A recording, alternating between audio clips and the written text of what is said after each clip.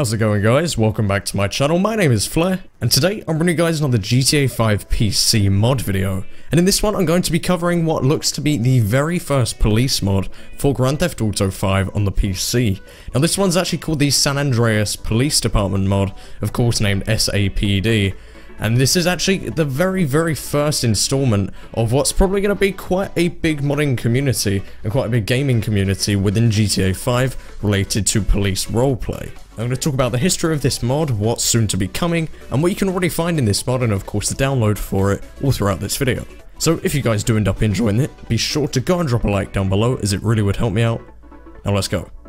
So in this San Andreas Police Department mod, it's actually the very first update for it. It's the very first alpha update to be able to play as one of many different police characters and models that are already in the game.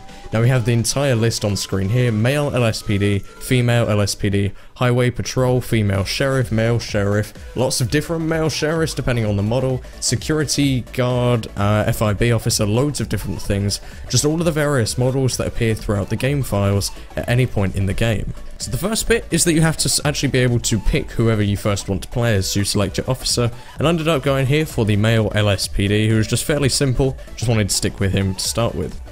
Next, if you actually hit the backspace button on your keyboard once you've activated this mod and you're in the police department place here, you can then choose whether you equip a partner to come with you. So you can have someone who comes around with you in the car, in whatever car you end up picking.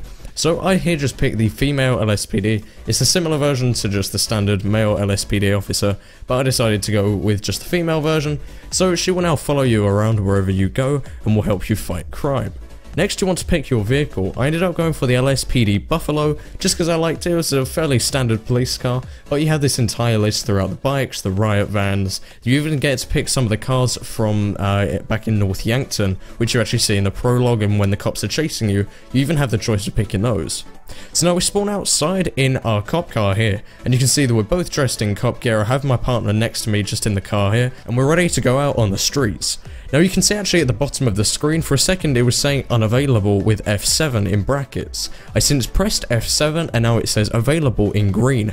Now this turns your status from unavailable to where you're not going to be receiving any calls or you won't be notified of any crime around you, to when you press F7, you're now available, you're now on duty, and any things that happen around you will actually be triggered and you'll be told about them, and you can see the location on your map as two big red dots depending on what the situation is, and you can go and find them and fight the crime. So the way that this is working for now, it's a very early, very early version of the game. It's not very advanced at all. But what's going to happen every now and again is that you're going to hear a shootout and it's actually going to be signaled to you on your map. Now you're also going to see it pop up on your screen in white text, but as you can see here it says central, all units available to respond. So these messages are set to pop up at 40-second intervals at which you can go and visit the location. Typically it's just two people having a gunfight or maybe shooting some civilians, and then you have to go and take them down in whatever way you want. Now you're actually equipped a nightstick, a stun gun, a combat pistol, a fire extinguisher, a shotgun, and a tear gas grenade. So these are the default things you get in your arsenal, but you can still visit ammunition and you can pick up things from the people that you see on the streets or that you kill while playing as a cop, and you can then use their weapons. Now if you get back in a vehicle or whatever you do, your partner's now going to follow you around to wherever you go. But if you don't find any of these little messages coming up on your screen saying that there's been shots fired in a certain place, you can press F5 on your keyboard and it'll just give you one automatically. So somewhere around you, it's not very far, it's normally just a block away from you, it will then activate this little kind of gang fight or the shootout, and you have to go and respond to it. So this mod is overall just a proof of concept that this is definitely going to be worked on straight away. I mean, it's been just over 2 weeks since release, and they've already made some reasonably advanced stuff here where you can actually, you have all this proper GUI to go and dress up as a cop, have your partner and whatever.